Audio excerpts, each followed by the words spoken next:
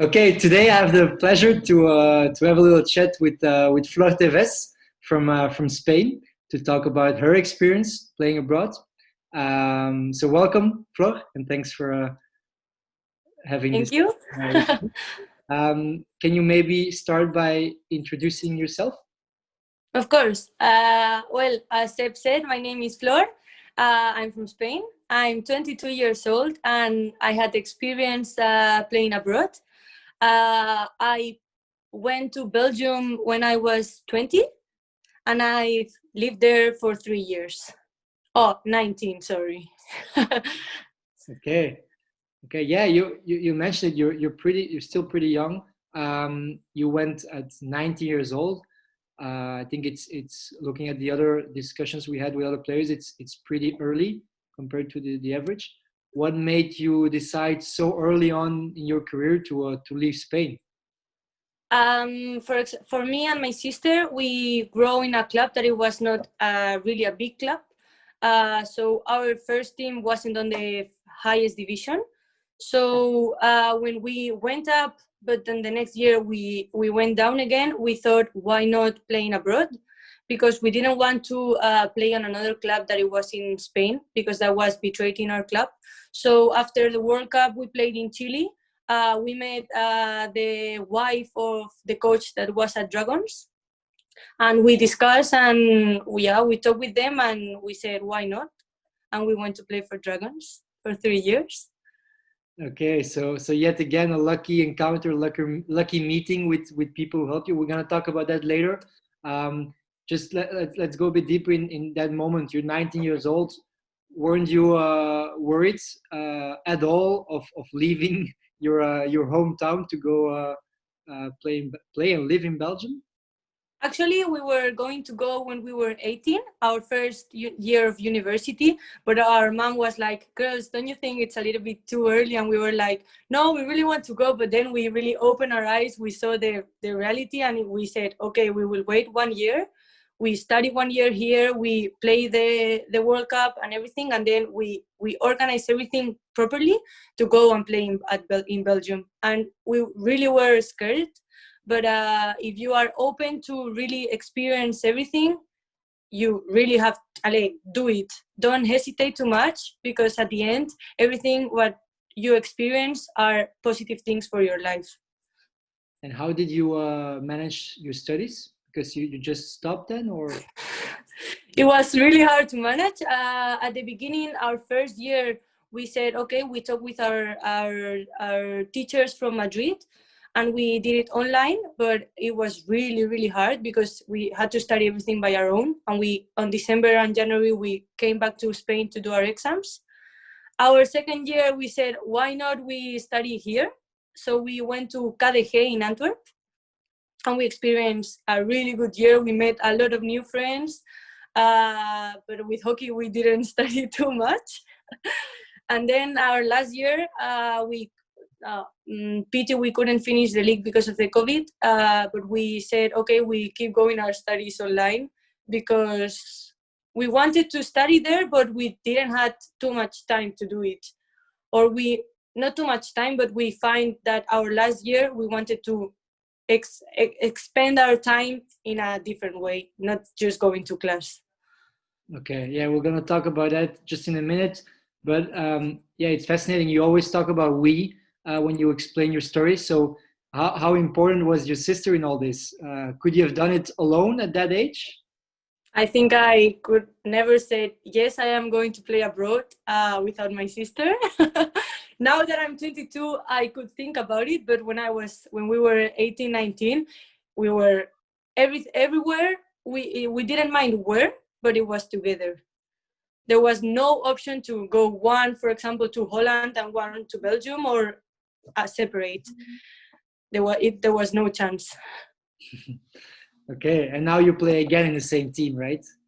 Yes, we this year we decided to come back to Spain. It was really a pity to leave Belgium on this situation because we couldn't finish the league. So it was really sad on one side, but on the other side, it was for us, or at least for me, I think it was the best option for national team, my studies, and to keep my career for a little bit of a period here in Spain. So I had to leave on a side Belgium and everything to keep working for my future uh, life. Yeah, I know it was a tough decision. I understand that. You were there, eh? I was there, yeah. But let's look at the hockey level. The if we can compare a bit the hockey level between Spain and Belgium, I think that's also interesting for other Spanish girls that might want to make the step to go to play in Belgium. Can you compare a bit the level of playing in both countries? Yes. Well, as I said before, we went when we were really young, and we came from a club that wasn't on the first division. So for us, it was a huge step positive that we were making going to Belgium. But now that we came back, I can really see the difference. That, for example, in Belgium, the hockey is more physical. You go, come all the time, you go and score, and then you have to come and defend.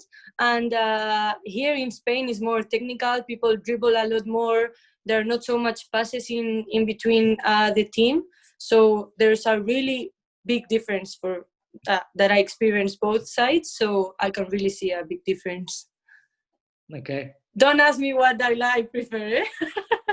Okay, then I need to come up with a different question now.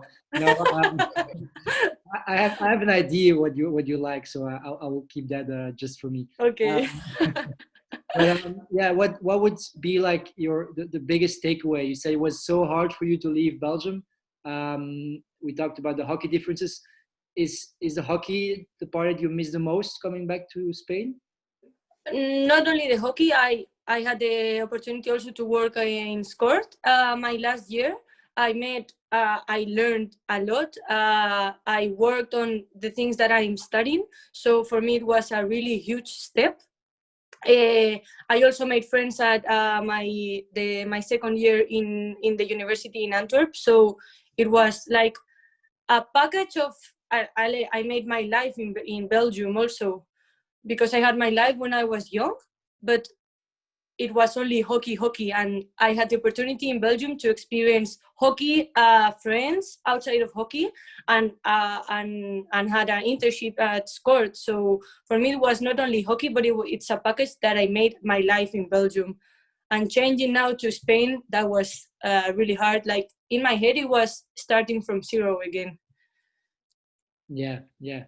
So can we then understand well that now that you're back in Spain, you're a bit older, that you have a more clear view on what you want to do also outside hockey?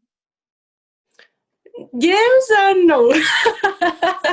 But no, I now that I made the step coming back to Spain, for sure I want to be here all my period of my university, finish my degree.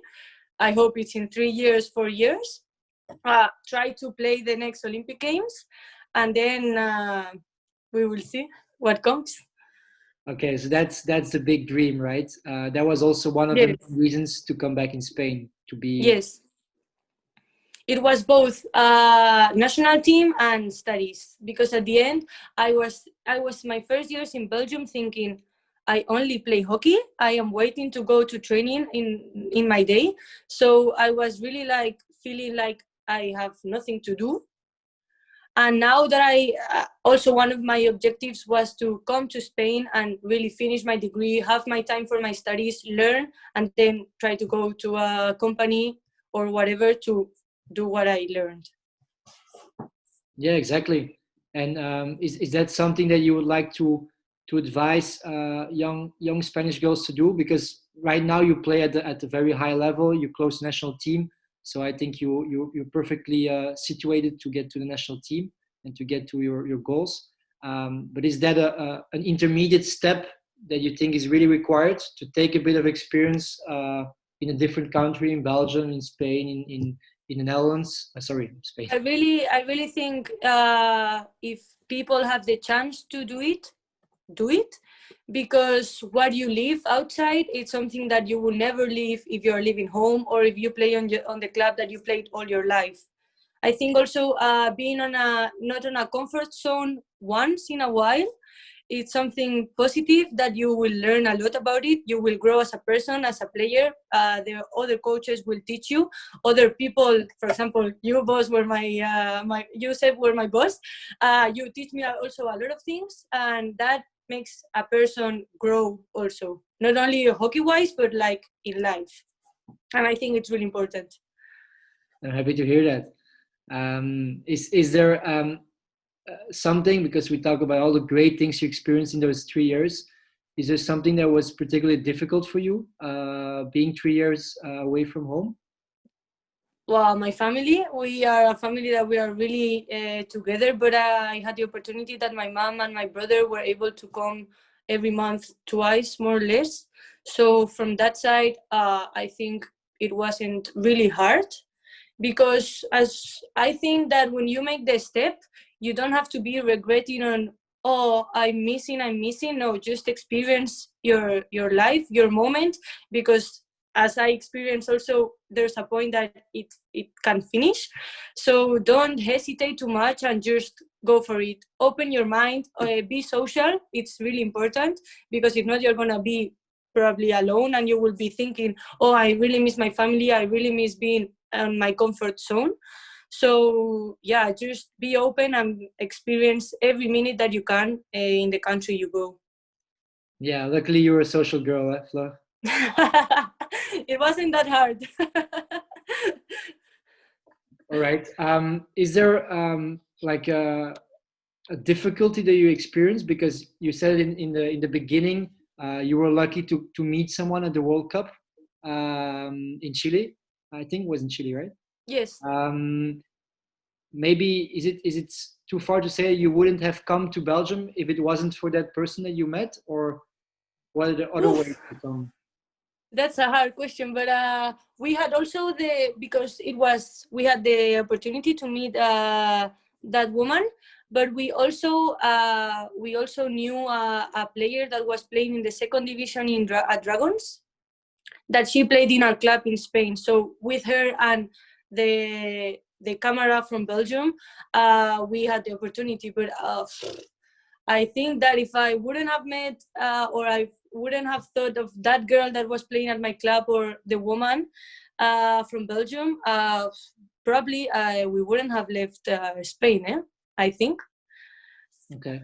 So do you feel that's still a challenge for because there is many talented girls in Spain that might want that culture experience, living in a different country and playing hockey. Is there still that blocking element of not really knowing how to do it, who to contact? Not anymore. Now with the Scout, you can go anywhere. Okay, but it's still you're still relying a bit on a network, right? On knowing people on. At the end, I think, and we had a lot of chats, I think, with other players in other conferences that we made with Scored, that when you are a top player, I think you don't need a network to go and play it somewhere. In my opinion, like when I, of course, I had the opportunity to meet someone, but I would have find a way, or with my coaches here in Spain, or with the coaches of the national team, to try to reach someone outside. But I really think that the platform of Scort can definitely help young people, or people who played or they don't know that they are that good, to come and reach clubs and trainers, to reach them to play on their clubs.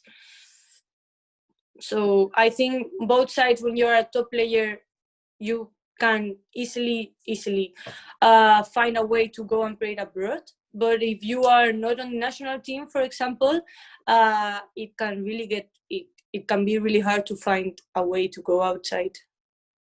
Okay. Thanks for all that, Flo. Maybe a final question. It's more like a piece of advice for all the next Flors Teves from Spain, all the young girls of 18 years old. Is there like a piece of advice you would like to give them? Yes, I think that the most important thing is to really be open to change, to make a step of changing a little bit your life, your comfort zone.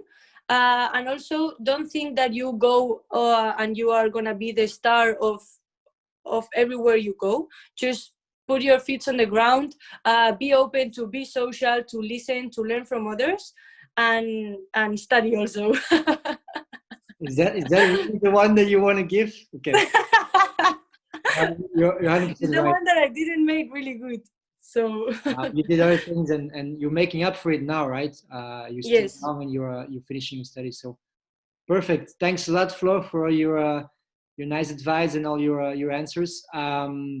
Good luck with competition. I hope you get fit soon again, so you can. Oh, thank you, Seb. Uh, and I hope to see you at the Olympic Games in 4 years. Close fingers. Thank you, Flo. Bye bye. Thank you, Seb.